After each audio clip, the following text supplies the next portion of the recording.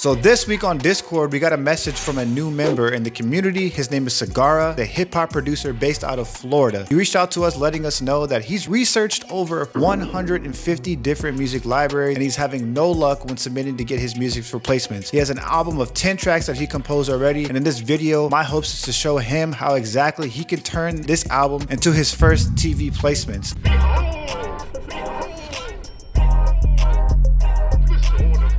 So I asked Sagara to send over some stems. He uses Reaper as his DAW of choice, so I'm going to use the stems to create a new track. This video is going to be broken down into multiple parts. I'm going to be going over how to submit a consistent sound, how to submit and properly link your music, the proper etiquette as far as professionalism with your music, the sound selection with the music, picking the correct sounds. It's important to have quality sounds, arrangement as well. Proper arrangement for television is super important, so we're going to be breaking down these different parts to properly submit your music for TV. So the first thing we're going to be going over is his music. Let's go ahead and pull up his website that he used to submit for music library placement. So when pulling up his website, what I really like is that I can see who's behind the music, and then when we scroll down, everything looks nice and professional. Now what I do notice, which I would suggest, is bringing that music player higher in the website. I want to make sure that as soon as I click your link when accepting your submission into a music library, that I can hear your music immediately, whether if it's on a phone or a website. I want to make sure when I click that link, the music is one of the first things that I can see. That way I can quickly scan it. So quickly scanning some of the music that he submitted, he said that he had problems getting accepted into a music library. He has an album of 10 tracks, and I can already tell that some of these tracks are going to sound different. We have cool and snarky, which is kind of like a quirky comedic feel. We have suspicious, investigative. There's a lot of different keywords that I'm already reading. Let's take a listen to some of these tracks.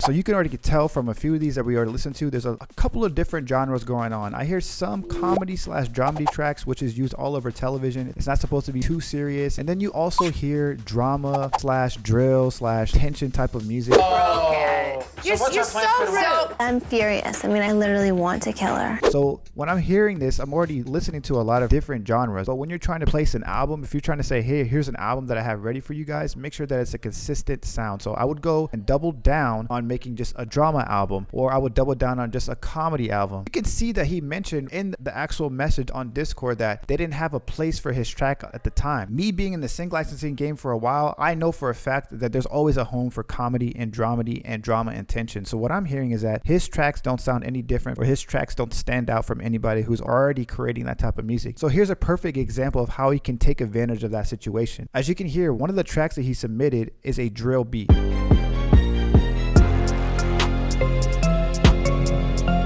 Music for television is about 1 to 2 years behind as far as the current sound on the radio. So what I would do is I would double down on that drill sound. So I would either go and make a drill album made of completely drama, or I would make a drill album of completely dramedy comedy. That way, when you're trying to submit and get accepted into this music library, they're hearing, okay, we have comedy music, but this comedy music sounds a little bit different. The next thing I noticed when listening to his tracks is that the arrangement is really good. Right when you play the track, you can hear a quick intro.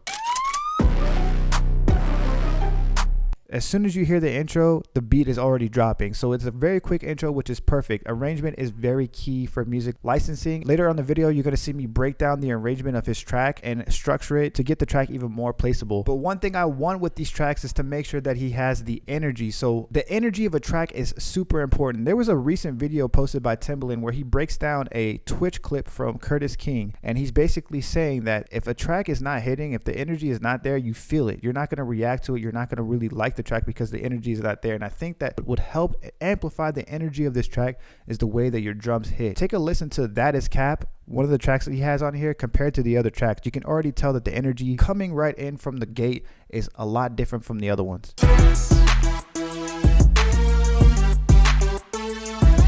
Now let's listen to the next one. Listen to the energy here.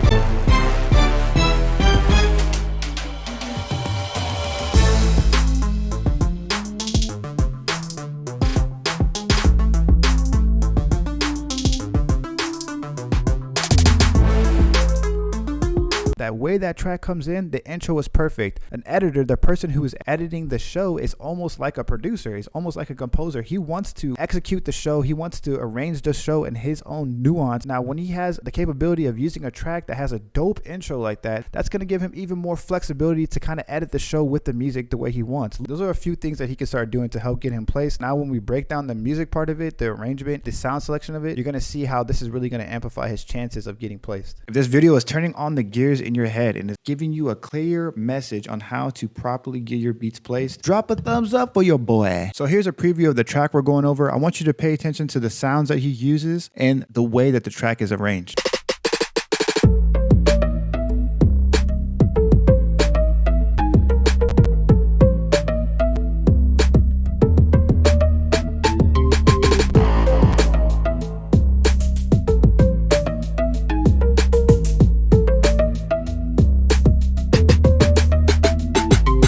This track has a nice intro and a nice hook. All right, so I'm gonna go ahead and pick the sounds that I really like. He sent me over some of the stems. I think that the bass could be switched. The 808 kind of sounds dated. The 808 sounds very squishy, and it's kind of overlapping with each other, which is what we don't want with our 808.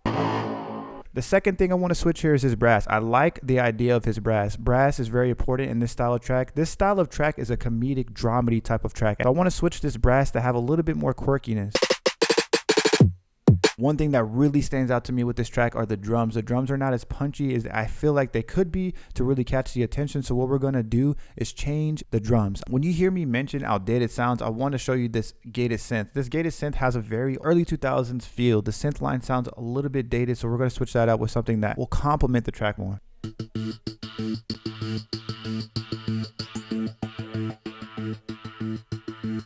This track is a dramedy track. That sound gives it like an investigative spy type of feel. What I really like about this track is the lead that he used. The plucks that he uses in this track is a perfect example of how to properly use sound selection for comedy and dramedy. Very nice, quirky, plucky sound that fits perfectly for this. So let's listen to it.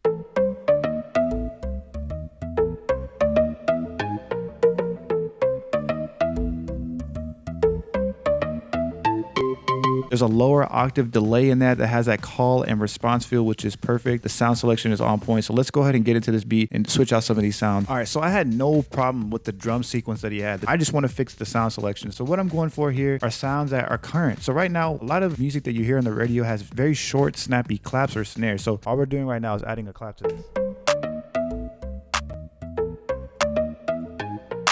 All right, so I have a clap that's nice. I want to use a punchy kick. I found this kick. We'll go ahead and add a kick to this sequence here.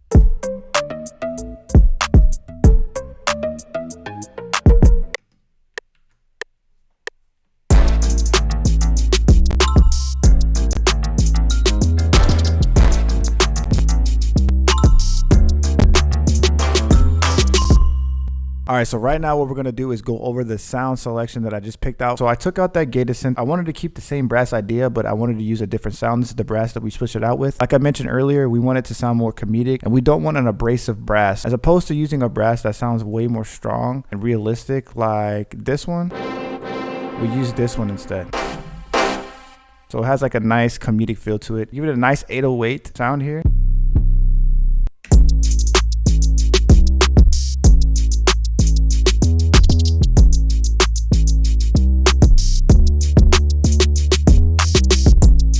Just wanted to give it a little bit more punch, and we layer that with the lead that he already had.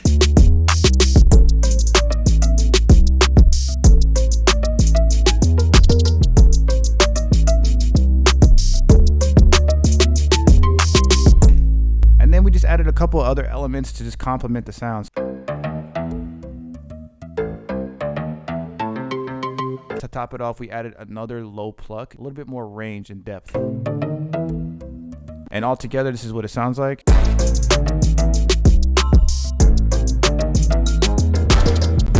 This is how it originally sounded.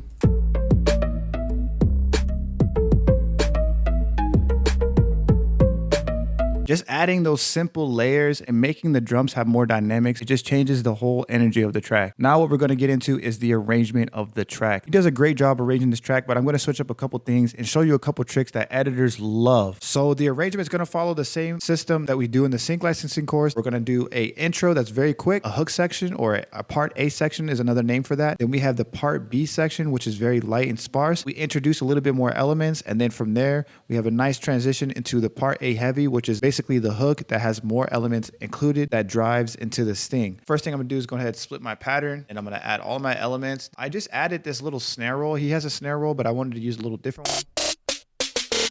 This is from the kit that's included in the sync licensing course for free.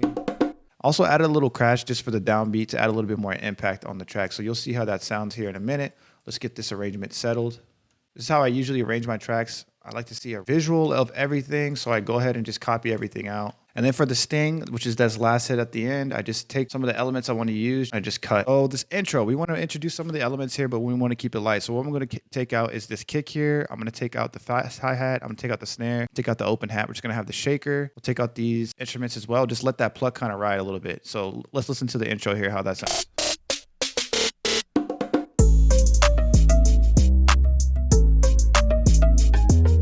That's a nice little intro. It's very light and sparse. It introduces the track really well, but what I want to do is kind of add a little pause.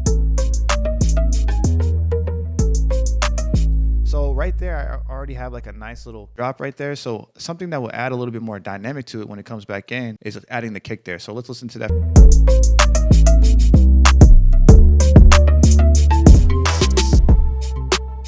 So now that we're into the verse section, we can go ahead and add some of those dropouts.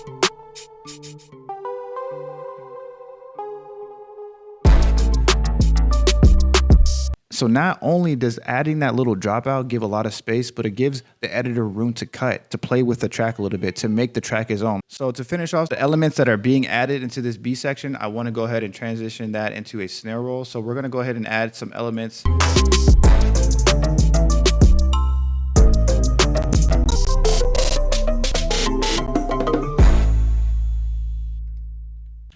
So my computer's being a little choppy, so we'll bounce that out real quick. You can hear how the whole track sounds, and we'll compare it to the original track.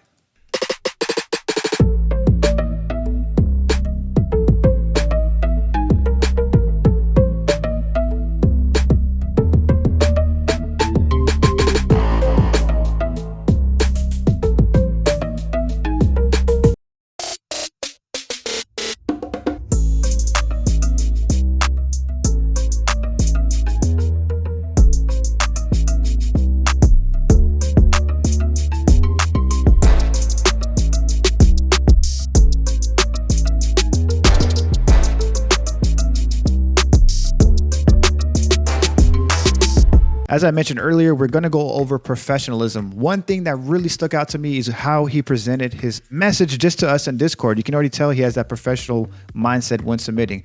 Listen to one of the sentences that he said in his message to us. When approaching a music library, I always go with the "I'm here to serve you and your client's" attitude and thank them for their time, which resulted in responses.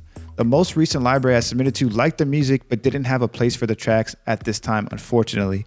Now, when I saw this message, I thought that was very interesting that he said, "I'm here to serve you and your clients," because our main objective at the music library that I worked for was to serve our clients. Our clients were the ones who were actually making the show. So anything that had to do with music-wise related to the show, we wanted to provide for them, which was more an incentive for them to work with us. It's the same principle that you can apply to the music library you work for. So now that I have that mindset where I'm trying to serve this music library, trying to help them make their life easier, when I have that mindset going into this email, the first thing I'm going to do is make sure that I get their attention with the subject. These music libraries are getting different inquiries and emails and music submissions, all these different types of people messaging them for different needs. We're trying to make sure our message is as clear and direct to whoever we need to get our email to as possible. So my subject line is going to be short and sweet. It's going to just be introduction. You're going to introduce yourself to whoever is in charge of that music library submission. So what I want to do is do a nice welcoming email. We want to be as professional as possible. These people are not your friends.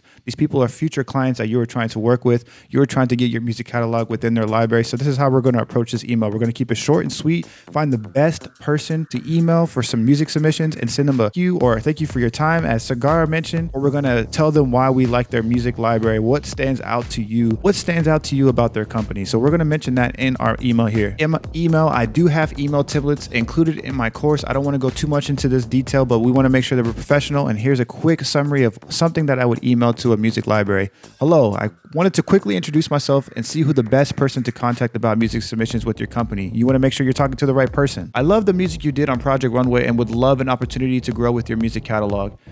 I really appreciate your time. Send a link to your music, send a thank you, and then your name and then contact information.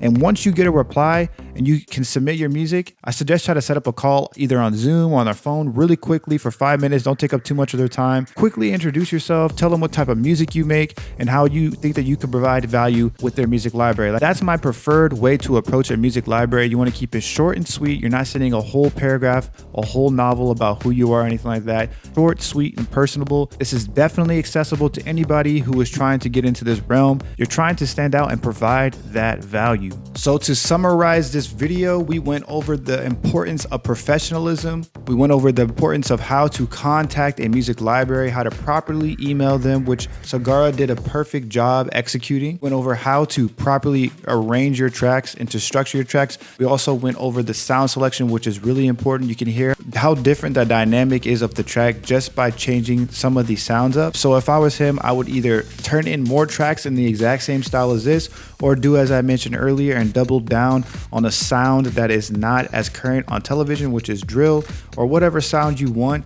I would double down on that sound and just make 5 to 10 tracks submitted to that library in hopes to get your music placed.